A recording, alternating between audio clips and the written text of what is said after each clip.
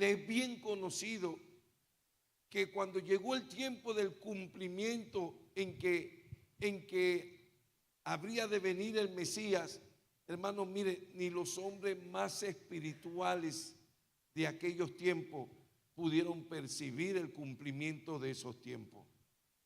Y si eso tenemos por referencia de que eso ya pasó una vez, ¿quién dice que no puede volver a pasar? ¿Quién dice que no nos puede pasar a uno de nosotros, o a todos, o a cada uno de nosotros, como decía? El nombre de Deuteronomio en el griego significa la segunda ley, ¿sí? Eso es lo que significa el nombre Deuteronomio en el idioma griego. Significa la segunda ley. Y no es que contiene una nueva ley, sino que es una segunda afirmación de la ley original, ¿sí? El hecho de que el libro signifique la segunda ley, ¿sí? No es que en ella se contiene una ley nueva de Moisés, sino que es una reafirmación de la ley original. ¿Cuál era el propósito? ¿Cuál era la razón por la cual se escribe este libro? Es que se estaba levantando una nueva generación. Una nueva generación se estaba levantando. Una generación que no tenía el conocimiento de la ley de Moisés como la nación que había salido de Egipto. Y no solamente esa era la única razón, había múltiples razones, pero yo quiero resaltar dos en esta mañana. La segunda razón que quiero resaltar, el porqué de la reafirmación de la ley original, porque venía un nuevo desafío, una nueva experiencia que esta nueva generación todavía no había tenido tal experiencia.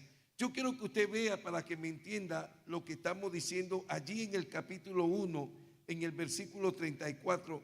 Yo quiero que me siga en la lectura de lo que se dice en estos versos del libro de Deuteronomio, capítulo 1, verso 34. Dice: y oyó Jehová la voz de vuestras palabras, y se enojó y juró diciendo, hablando de la generación que salió de Egipto: no verá hombre alguno de esta mala generación, la buena tierra que juré que había de dar a vuestros padres, excepto Caleb, hijo de Jefone. Él la verá, y a él le daré la tierra que pisó, y a sus hijos, porque ha seguido fielmente a Jehová. También contra mí se airó Jehová por vosotros, dice Moisés, y me dijo: tampoco tú entrarás allá. Josué, hijo de Nun, el cual te sirve, él entrará allá. Anímale, porque él la hará heredar a Israel. Y vuestros niños, de los cuales dijiste que servirían de botín, y vuestros hijos, que no saben hoy lo bueno ni lo malo, ellos entrarán allá, y a ellos la daré, y ellos la heredarán. Mire, ahí está claro la razón, el propósito, el motivo por el cual Dios estaba haciendo estos ajustes, estos cambios, ¿sí?, con su pueblo. Era una generación nueva. Era aquella generación que había crecido en el desierto, ¿sí? Había nacido probablemente y crecieron en el desierto. Y cuando el pueblo de Israel se rebelaba contra Dios, haciéndole ver el peligro en que estaban sus hijos, ¿sí?, y señalándole que iban a ser botín, ¿sí?, presa de sus enemigos, Dios dio la evidencia que nunca fue así, sino que precisamente a ellos que no habían tenido la experiencia que ellos tuvieron, ellos serían los que heredarían la promesa del Señor. La anterior generación había perecido en el desierto y la nueva generación necesitaba oír la ley de nuevo. Y eso es precisamente lo que hacía Moisés con este libro de Deuteronomio. Era importante que esta nueva generación supiera de nuevo la palabra de Dios y se dieran cuenta de cuán importante es obedecerla. Y no solamente obedecer la palabra de Dios, sino obedecer al mismo Dios. Porque son dos problemas que nosotros tenemos en nuestro andar, en nuestro bregar diario con el Señor. Hermano, escuchar la voz de Dios, escuchar la palabra de Dios y obedecerla, o escuchar al mismo Dios y obedecerle. Mire, y yo le voy a decir algo, es increíble lo que Dios está haciendo en estos tiempos. Yo me he tenido que sorprender, escuchar comentarios de adolescentes. Uno se llena de regocijo cuando nosotros somos vasos, somos portadores de una palabra de Dios y la iglesia la recibe. Pero ¿qué pastor no es consciente de las luchas que se tienen en las congregaciones con los muchachos? ¿Quién no sabe, hermano, que mientras uno está predicando, ellos están distraídos con cualquier cosa? Pero empezar a escuchar comentarios de los muchachos, estoy hablando de adolescentes, empezar a escuchar comentarios en la boca de ellos diciendo, estaba tremenda la palabra, tremendo el mensaje, uno se queda sorprendido, porque la costumbre, sí, la norma es que, hermano, cada uno de ellos está en lo suyo, pero eso no es lo que está pasando en estos tiempos. Escuche lo que estamos diciendo. Eso no es lo que está ocurriendo en estos tiempos. De alguna manera, Dios o el Espíritu de Dios está haciendo, ¿sí?, algo en la vida de los muchachos, de los jóvenes, y está despertando en ellos un interés, una inclinación, ¿sí?, de interés hacia la palabra que Dios está trayendo. Y eso es evidencia, hermano, de que algo especial está pasando. Algo está ocurriendo en nuestro medio, aunque muchos no seamos apercibidos. Al comenzar Moisés este discurso que encontramos en todo el libro de Deuteronomio a la nueva generación, lo que hace es repasar la historia pasada de la nación. Eso es lo que nosotros encontramos en el libro de Deuteronomio. Hay veces nos cuesta entender un poco la escritura porque no entendemos el trasfondo de los libros.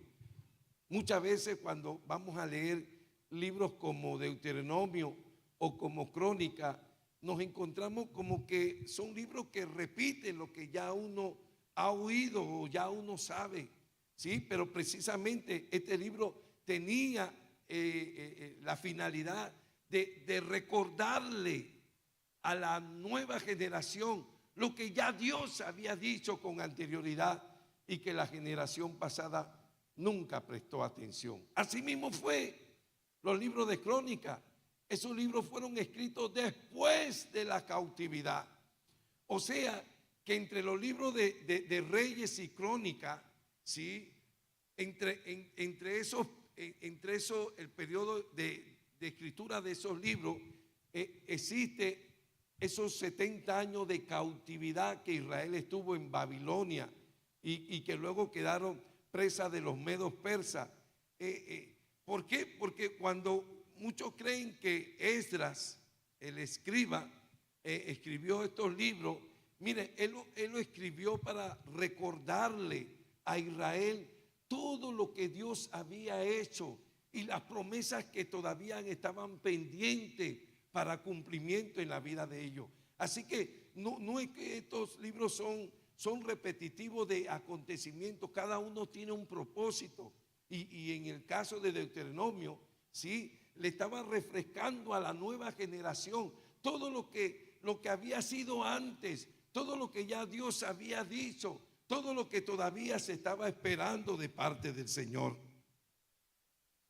Es un pecado, es una falta, es un error grandísimo vivir en el pasado, pero nunca comprenderemos el presente ni nos prepararemos para el futuro si ignoramos nuestro pasado. Oiga lo que acabo de decir. Es una falta, es un error, es un pecado, hermano.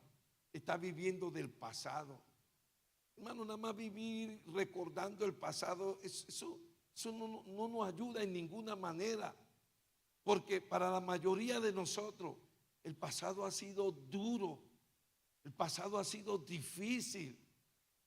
Incluso para algunos el pasado ha sido traumático. Pero si bien es cierto, por el consejo de la palabra de Dios entendemos que es un pecado vivir en el pasado, hay una realidad que nunca comprenderemos el presente, ni nos prepararemos para el futuro si ignoramos el pasado. La mejor manera de prepararse para el futuro es comprender el pasado. Oiga lo que acabo de decir. Mire, cuando uno conoce a Dios, uno sabe que nada de lo que ha pasado en nuestra vida ha sido por mera casualidad. Que todo tiene un propósito en el Señor. Aún, hermano, lo que nosotros vivimos en el pasado, aún lo que fue difícil para nuestra vida en el pasado, hermano, todo eso en el Señor tiene una comprensión, ¿sí? Decía, la mejor manera de prepararse para el futuro es comprender el pasado. Hermano, como decía, esos momentos terribles que a cada uno, bueno, lo que nos tocó vivir eso, hermano. Yo recuerdo, hermano, y no me da pena decirlo, yo recuerdo la vida extrema de escasez que nosotros vivimos en el pasado.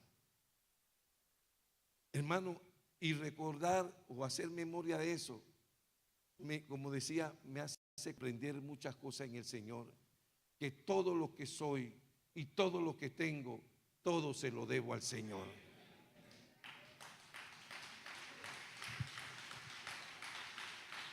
Porque antes del Señor yo no tenía nada, hermano.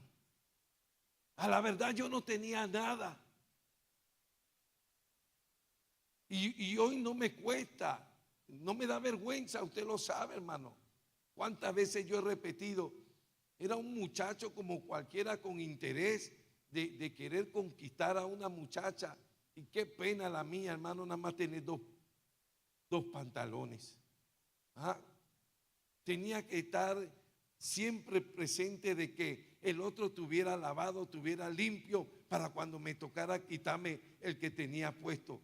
Imagínense lo traumático que podía ser vivir una vida así por tanto tiempo. Por eso, hermano, nosotros no podemos olvidar de dónde Dios nos sacó. Por eso nosotros no podemos olvidar, pasar por alto lo que Dios ha sido para nosotros. Pero decía, recordar eso solamente para poder comprender, hermano, sí, un poco más nuestro pasado. Los que no meditan en su pasado están condenados a repetirlo. Oiga lo que estoy diciendo. Cualquiera de nosotros, no estoy diciendo, mire que no utilicé la palabra recordar, sino utilicé la palabra meditar, porque no quiero contradecir lo que el Señor nos ha puesto en el sentir para decirle a la iglesia, a no vivir en el pasado, pero no puedo obviarlo, porque si no lo tengo presente también estoy condenado a repetirlo. Pero no es para degustar, no es para marcar mi designio, no, no, no, no, no, no, no. Decía, hay un dicho por allí que todavía no se sabe quién fue el que lo dijo por primera vez, que los que no se recuerdan o los que no meditan en su pasado están condenados a repetirlo. Y eso tiene que ver con lo que decía, hermano, escúcheme, apartarnos de Dios, lo único que produciría en nosotros es volver a nuestro pasado. Eso es lo que implica separarnos de Dios. Por eso nosotros no nos podemos apartar de Dios, ¿sí? Por eso tú y yo no podemos volver atrás. Dicen estos primeros versículos de este capítulo que la nación se había reunido en las llanuras de Moab, a este lado del Jordán. ¿Qué significa esto de a este lado del Jordán? Todavía no habían cruzado el Jordán. Recuerde que fue con Josué, en el libro de Josué que se cruzó el Jordán. Fue con Josué y eso se encuentra registrado en el libro de Josué. Lo que está recalcando aquí es que todavía no habían cruzado el Jordán. Todavía estaban de este lado. Y la historia registra que habían demorado 40 años para llegar allí, a ese lugar donde se encontraba. Y sin embargo, mire, note lo que dice el versículo 2, que nos indica que el viaje se debió haber hecho en 11 días. Oiga eso no lo estoy inventando yo, eso lo dice la Sagrada Escritura. Lea conmigo, 11 jornadas hay desde Oreb, camino del monte de Seir, hasta Cades Barnea. O sea, cuando ellos salieron del monte Oreb, el monte de Dios, para encaminarse al lugar donde habían llegado, dice Moisés, eso se pudo haber hecho en 11 jornadas, en 11 días. Pero mire, escúcheme, lo que pudieron haber hecho en 11 días, lo habían hecho en 40 años. Allí lo dice claramente. Siga leyendo el versículo para que vea. ¿Qué estamos diciendo con esto? Que esta es la tragedia de la incredulidad. Oiga lo que el Espíritu de Dios nos está diciendo en la mañana de hoy, que esto es precisamente la tragedia de la incredulidad. Cuando nosotros no le creemos a Dios cuando nos está hablando, cuando nos está aconsejando, cuando nos está advirtiendo, ¿sí?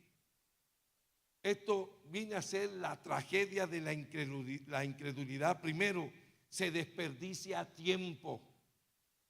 O sea, que la incredulidad lo que nos hace es desperdiciar tiempo, porque empezamos a dudar, porque dejamos de creer que lo que podemos hacer no lo podemos hacer. Así estaba este pueblo. Y tal vez alguien diga en esta mañana, hermano, pero el problema de ellos era la incredulidad o era la murmuración. Bueno, hace poco tuvimos al hermano Alexander dándonos una cátedra de lo mismo. ¿Sí?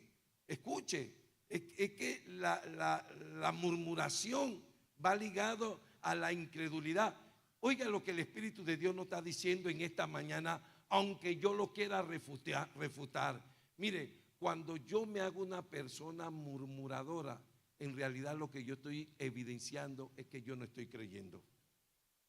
Yo no estoy creyendo. Y el hecho de ponerme a murmurar, ¿sí?, lo que se dice, lo que se hace, lo que está pasando, hermano, sencillamente lo que está evidenciando es que yo no estoy creyendo, aunque tú digas que no. Pero la tragedia de Israel la tragedia de ellos fue la incredulidad. No creían lo que Dios les decía. Y como no creían lo que Dios les decía, lo único que les restaba era murmurar sobre todo lo que Dios decía o lo que se hacía, ¿sí? Y mire lo que eso acarrea, nos hace desperdiciar tiempo, porque mientras estamos dudando, porque mientras estamos murmurando, hermano, mira, no avanzamos y el tiempo sigue corriendo. No solamente se desperdicia tiempo, se desperdicia energía, hermano, en esa lucha de querer que la iglesia avance, que continúe lo que Dios nos ha dicho, que nos ha entregado a nosotros, hermano. Uy, usted no sabe, hermano, cuánta energía se desperdicia allí. ¿Cuál es la fatiga de los hombres de Dios que tratan de empujar, de mover la iglesia en los designios, en los propósitos de Dios? Se desperdician recursos humanos. Oiga eso. En la tragedia de la incredulidad se desperdician recursos humanos. ¿Sabe por qué? Porque mucha gente que Dios ha traído para añadir a este ministerio, para lograr lo que Dios quiere con este ministerio, hermano, entre tanta murmuración, entre tanta incredulidad, ellos deciden irse. Algunos terminan enfermándose. Mire, y hay un desperdicio de recursos humanos. Oiga eso, porque sí, Dios dice la Sagrada Escritura que Dios es el que añade, Dios es el que trae a la gente aquí. Hermano, pero cuando se llega aquí y lo que nos encontramos, ¿sí?, es murmuración, ¿sí?, o incredulidad, hermano, eso va apagando el espíritu de las personas y terminan o enfermas o terminan yéndose de aquí. Y no solamente, hermano, la tragedia de la incredulidad nos hace desperdiciar tiempo, energía, recursos humanos, sino lo peor, hermano, lo peor. ¿Qué es lo peor? Le roba a Dios la gloria, a su nombre. ¿Por qué, hermano? Porque lo que Dios quería hacer no se pudo hacer por la incredulidad. Oiga eso. No solamente se desperdicia tiempo, energía, recursos humanos, sino lo peor, hermano. Lo peor que puede acontecer es que se le roba la gloria a Dios. ¿Por qué se le roba la gloria a Dios?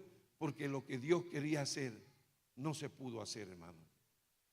No se pudo hacer porque sencillamente, sí, le dimos cabida al enemigo, hermano, y empezaron las murmuraciones y empezaron a desarrollar la incredulidad. Se necesita soltar el pasado, hermano. Oiga lo que Dios nos está diciendo. Se necesita cambiar nuestra manera de pensar. Eso es lo que nos está diciendo Dios. Oiga, se necesita soltar el pasado para poder ver las cosas nuevas que Dios quiere y va a hacer. Se necesita. Oiga, mire lo que el Espíritu de Dios nos está diciendo en esta mañana. Que si nosotros no cambiamos nuestra manera de pensar, si nosotros no soltamos, ¿sí?, nuestro pasado, hermano, se corre el riesgo de nunca ver las cosas nuevas que Dios quiere hacer. Se corre ese riesgo. Israel tuvo por más de 400 años, hermano, de esclavitud en Egipto. ¿Cuántas veces hemos escuchado esa frase? Que Israel tuvo por más de 400 años en Egipto. ¿Sabe lo que se quiere entrever con eso? ¿Sabe lo que se quiere enfocar con eso? Que Israel tuvo por mucho tiempo en el mundo, hermano. Oiga esto. Israel tuvo por mucho tiempo en el mundo. Y durante todo este tiempo que estuvo en Egipto, muchas generaciones nacieron en ese estado de esclavitud o condición de esclavitud. Oiga, fueron 400 años o más de 400 años, 430 años para hablar con exactitud.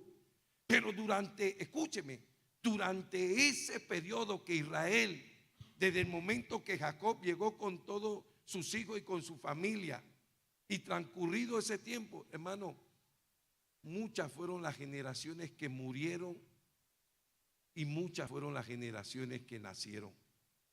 Pero eso lo llevó ¿a qué, hermano? A nacer y a vivir en un estado de esclavitud. O sea, las generaciones que iban naciendo, hermano, nacían con ese pensamiento de que estamos en este lugar en una condición de esclavitud. Así le tocó a final de cuentas, ¿sí?, quedar Israel durante tantos años en esclavitud en Egipto. Cuando a final de cuentas, hermano, Israel fue libre, ¿qué dice la historia acerca de ello durante su peregrinar en el desierto, hermano? Que ellos extrañaban la tierra que habían dejado atrás. Ellos extrañaban Egipto. Ellos extrañaban, digámoslo así, simbólicamente el mundo. Mire, eso no es una apreciación mía, eso no es una conjetura mía. Ellos extrañaban la comida, ellos extrañaban cuando se sentaban y se reunían, ¿sí?, frente a los deleites que disfrutaban allá. Pero ¿qué quiero resaltar? Mire, hermano, estando en libertad, Dios lo había libertado y ellos extrañaban, como le decía, la tierra de donde habían salido. Hermano, escúcheme, consciente o inconscientemente, ¿cuántas veces nosotros no somos así? Aunque yo no lo quiera reconocer, hermano, aunque tú no lo quieras reconocer, ¿cuántos de nosotros hemos sido liberados del mundo, hermano? Pero seguimos extrañando muchas cosas del mundo. Sí, yo sé que no va a haber amén, hermano. Yo sé que no va a haber amén. Pero no nos damos cuenta, hermano, que cuando nosotros nos arraigamos a las tradiciones pasadas, es porque todavía estamos ligados con el mundo, hermano. Estamos ligados a nuestro pasado. Hermano, escúchame, si la Biblia dice que Cristo nos libertó, que somos nuevas criaturas, que somos peregrinos y extranjeros, que hay una patria celestial que nos espera, pero seguimos añorando nuestro pasado. Queremos seguir recordando nuestro pasado, hermano. Y eso es lo que resaltaba, hermano. Escúcheme, que muchas veces estamos en Cristo como estaba el pueblo de Israel, pero en su mente todavía estaba en esclavitud. Gracias, hermano, por ese amén. Oiga lo que el Espíritu de Dios nos está recordando hoy, que podemos estar en el Señor, pero con una mente en esclavitud. ¿Por qué? Porque extrañamos el pasado, hermano. Extrañamos cómo hacíamos antes, cómo vivíamos antes, cómo celebrábamos antes, ¿sí? Y queremos seguir gozando de la libertad que Cristo nos ha dado. Nosotros queremos todavía en estos tiempos querer vivir extrañando, ¿sí?, nuestro pasado. Wow. Con sus acciones, con las actitudes del pueblo de Israel, mire, hermano, ellos renegaban a Dios. Hermano, porque yo muchas veces no tengo que abrir mi boca para blasfemar a Dios, para maldecir a Dios, si lo estamos haciendo muchas veces con nuestras actitudes, con las actitudes que nosotros tomamos frente a lo que Dios está declarando, hermano, estamos renegando a Dios. Así mismo hacía el pueblo de Israel, ¿sí?, con sus acciones, con sus actitudes. ¿Y qué sucedió, hermano? Que el nuevo comienzo que había para ellos, porque escúcheme, cuando Dios los sacó de Egipto, es porque Dios tenía un nuevo comienzo para ellos. Pero ese nuevo comienzo se retrasó por la culpa de ellos, no por la culpa de Dios. Las promesas que Dios le había hecho, todas se retrasaron por la culpa de ellos. Hermano, así mismo puede ser con nuestra vida. Dios nos ha podido liberar del mundo, hermano, pero nuestras acciones, nuestras actitudes lo que están es retrasando el nuevo comienzo, las cosas nuevas que Dios nos ha prometido a cada uno de nosotros. Dice la historia que andaron 40 años en el desierto. Escuche, hermano, aún en la presencia del Señor. ¿Sabe qué significa eso, hermano? Si usted lo interpreta alegóricamente, que estaban con Dios, pero estaban en el desierto. Estaban con Dios, pero estaban en el mundo. Oiga eso. Israel estaba con Dios, pero todavía estaba en el mundo. ¿Cuántos de nosotros, decía, consciente e inconscientemente, podemos estar experimentando la misma situación?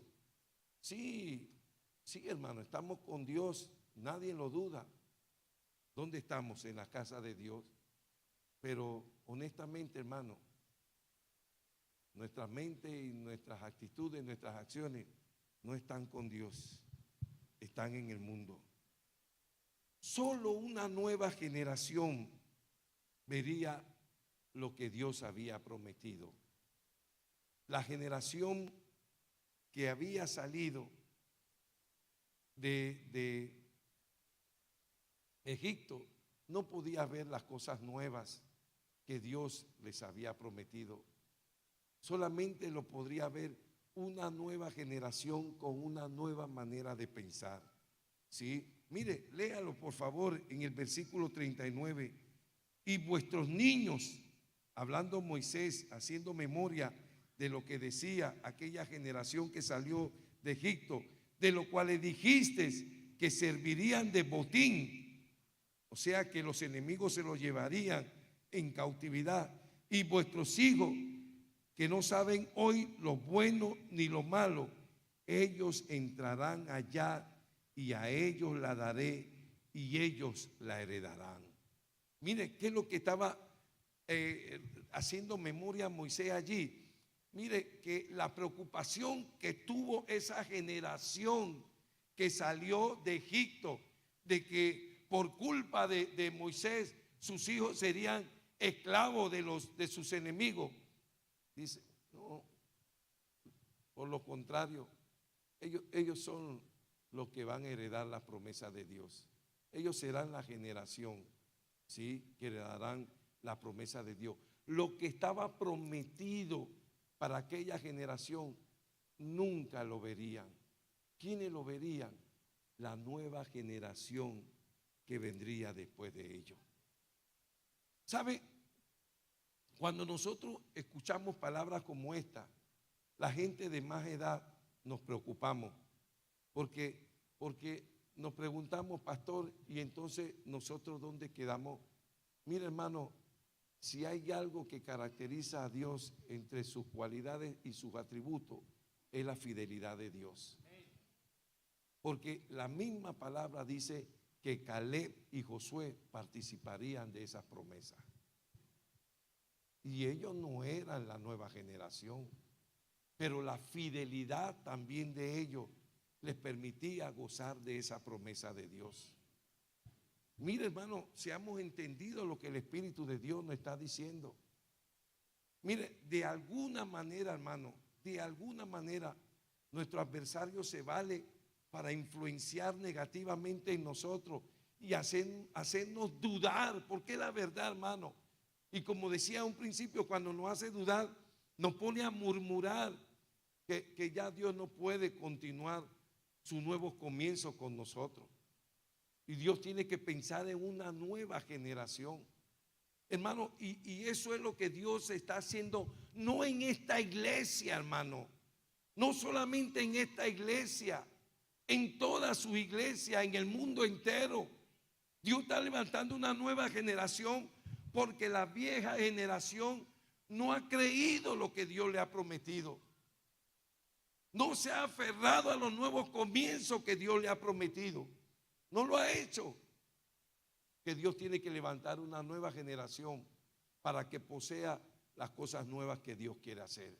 Pero decía, pero escúcheme, pero eso no descarta en la gracia de Dios. Yo lo veo en la gracia de Dios. Eso no nos descarta a ninguno de nosotros a ser partícipe de eso si entendemos lo que Dios ha querido en un principio que todos y cada uno de nosotros comprendamos. Aquí no se está desechando a nadie, hermano. Sencillamente yo tengo que reconocerlo, hermano.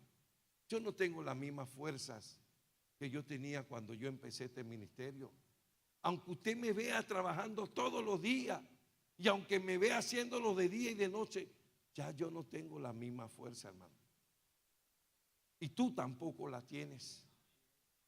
Pero eso no va a privar que Dios ponga en acción sus nuevos comienzos.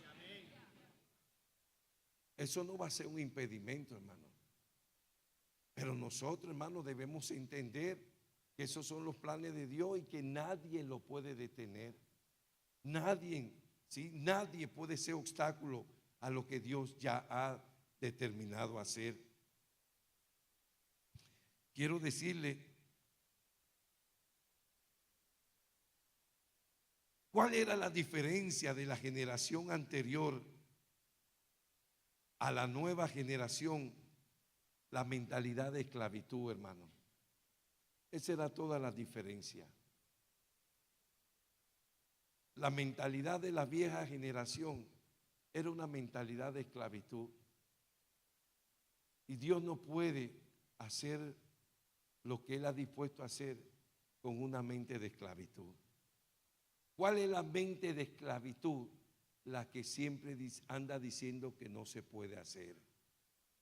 Eso no se puede hacer. Hermanos, vamos a hacer un templo 10 veces más grande que este. Eso no se puede hacer. Hermanos, vamos a seguir levantando pabellones aquí y dentro de menos de 5 años yo veo un gimnasio allí. Eso no se puede hacer. Esa es la mentalidad de esclavitud. Que uno mismo se dice, eso no se puede hacer. ¿Y cuál era? ¿Cuál era la diferencia de la generación pasada con la nueva generación? La mente de esclavitud. Porque la nueva generación, en lugar de dudar que no se puede, todo lo contrario, ellos dicen, sí se puede, porque todo lo puedo en Cristo que nos fortalece.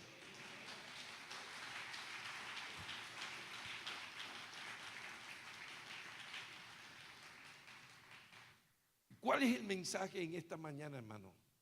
Para nuestras vidas, para los que todavía en la gracia de Dios estamos aquí. Que lo mismo, hermano, lo mismo que le ocurrió a Israel, puede ocurrirnos a nosotros si no cambiamos nuestra manera de pensar. Oiga, ese es el mensaje de Dios para nuestra vida en este día. Que si nosotros no cambiamos nuestra manera de pensar, hermano, lo mismo nos puede ocurrir a nosotros. Que no veremos lo nuevo de Dios como aquella vieja generación nunca vio lo nuevo de Dios. Pero ese no es el fin de Dios. Ese no es el propósito de Dios, hermano. La promesa de Dios es que todos los días, hermano, nosotros andemos de gloria en gloria. Ese es el propósito de Dios. Mire,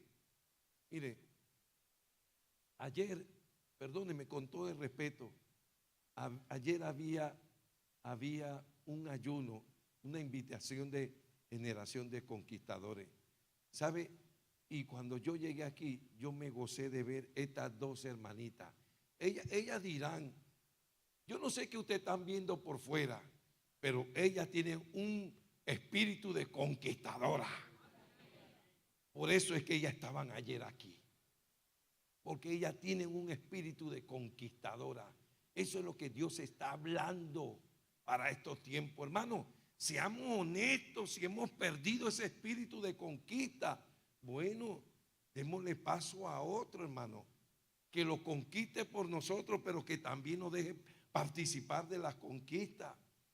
Imagínese, hermano, yo entiendo tal vez una hermana mayor, pero mire, tremendo ejemplo para toda la iglesia. Esas dos hermanitas estaban aquí. ¿Por qué? Porque ellas son entendidas de los tiempos de Dios. Esto no se trata de lo que yo digo o yo pienso. Esto se trata de lo que Dios dice y ha determinado. De esto se trata esto, hermano. No de lo que yo quiero decir o pensar. Y tremendo ver, hermanas, con ese espíritu aquí entre nosotros. Necesitamos una mentalidad de conquistadores, hermano. Oiga, mire, y una mentalidad de conquistador no tiene que ver con edad, hermano. Oiga lo que le estoy diciendo. Una mentalidad de conquistador no tiene que ver con edad, sino con el espíritu. Y el espíritu no tiene edad. ¿Cuánto entienden lo que estamos diciendo en esta mañana? Una vez más, hermano, necesitamos una mentalidad de conquistador. Todos y cada uno de nosotros necesitamos una mentalidad de conquistador. Hemos cometido muchos errores, hermano. Yo soy el primero. Hemos cometido muchos errores en esta vida, pero no cometamos uno más. Y uno que nos puede descalificar en los propósitos de Dios.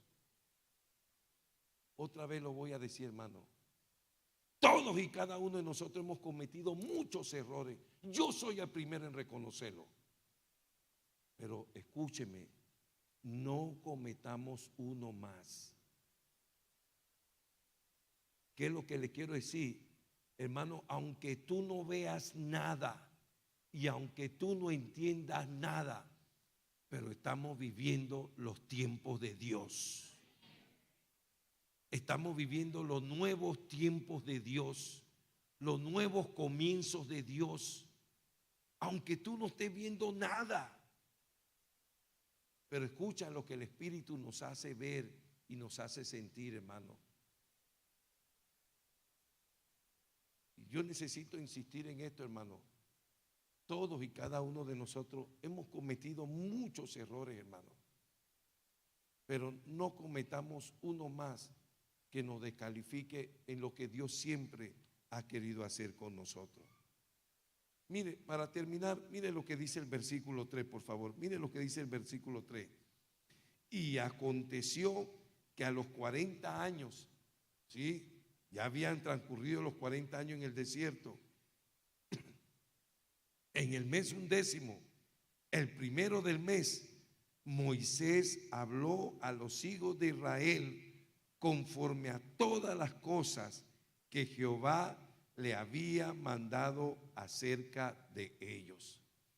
O sea, que el versículo 3, hermano, está diciendo que con esta serie de discursos que Moisés estaba teniendo con esa nueva generación, él estaba haciendo saber todo lo que Dios había querido hacer en un principio con ellos.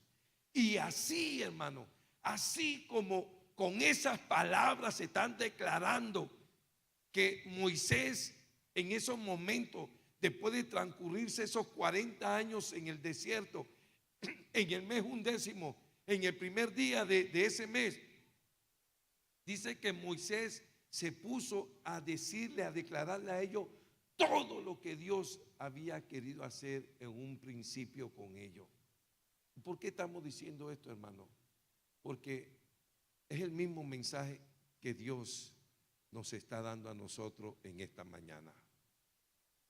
Lo que Dios ha querido hacer desde un principio con todos y cada uno de nosotros. Pero es necesario que todos entendamos los nuevos tiempos de Dios, los nuevos comienzos de Dios. Bueno, si tú no lo entiendes, yo lo entiendo, pero si dice que tenemos que ir para allá, yo voy a ir para allá por amor a mi Cristo. No por amor a caballero, hermano, porque eso no va a ser una buena motivación para ti. Por amor a mi Cristo, por amor a mi Señor, yo voy a ir y yo voy a hacer lo que Dios quiere que hagamos. Mire, ayer en medio del ayuno, Ya con esto termino, hermano. Con esto termino.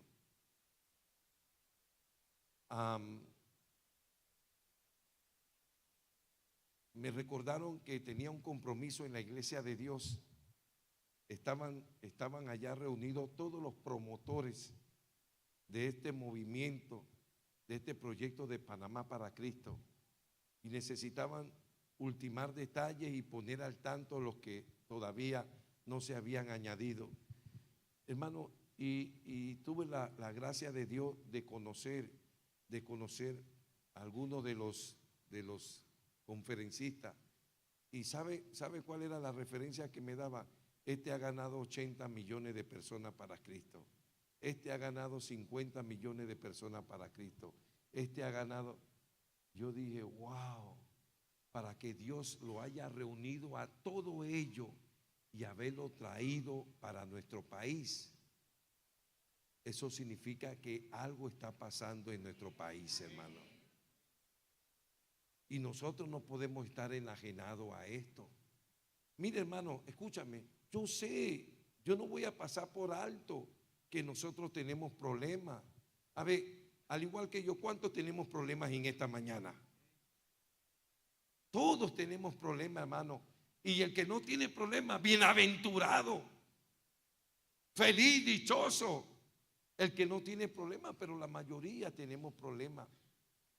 Pero tú crees que Dios no sabe, no conoce nuestros problemas. Sí, Dios los conoce, pero Él ha establecido un principio. Primero busca el reino de Dios y su justicia, y todo lo demás se te dará por añadidura.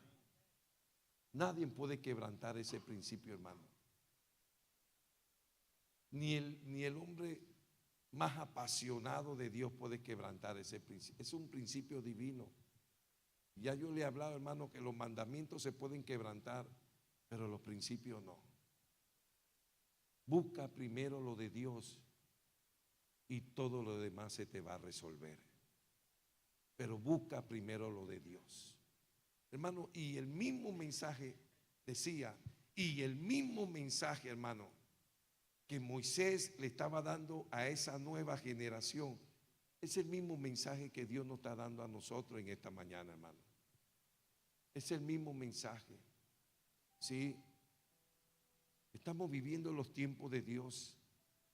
Estamos viviendo tiempos de nuevos comienzos, de nuevos principios. Oiga eso. Y tú y yo somos privilegiados de ser parte de estos tiempos, hermano. No seamos confundidos, hermano, y seamos descalificados por una tragedia de incredulidad. Por una tragedia de incredulidad. Cierra tus ojos, inclina tu rostro en esta mañana.